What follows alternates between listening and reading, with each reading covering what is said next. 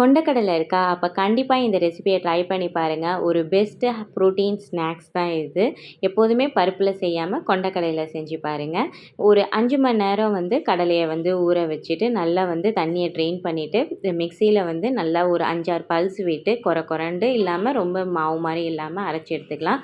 இது கூடவே வழக்கம் போல வெங்காயம், பச்சை மிளகா, அதுக்கப்புறம் பெருங்காயத்தூளு, பெருஞ்சீரகம் சேர்த்துருக்கேன். பூண்டு சேர்த்துட்டு நல்லா மாவ பெசஞ்சிட்டு, இப்போ எண்ணெய் நல்ல மிதமான சூடு வந்ததுக்கப்புறம் உங்களுக்கு பிடிச்ச மாதிரி தட்டையாவோ, இல்ல உருண்டையாவோ நீங்க வடைய தட்டி தட்டி போட்டு எடுத்துக்கலாம்.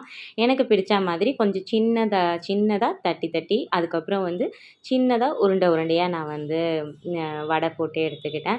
அல்டிமேட் டேஸ்ட்டாக இருக்கும். டீ போடுறப்ப பக்கத்தில் இந்த ஒரு வடையும் அப்படியே ஒரு கடியை கடிச்சு பாருங்கள். அல்டிமேட் டேஸ்ட்டாக இருக்கும். கண்டிப்பாக ட்ரை பண்ணி பாருங்கள். இந்த வீடியோவில் உங்களுக்கு எதுவும் புரியலைன்னா இதோட ஃபுல் வீடியோ நம்ம சேனலுக்கு மறக்காமல் பாருங்கள்.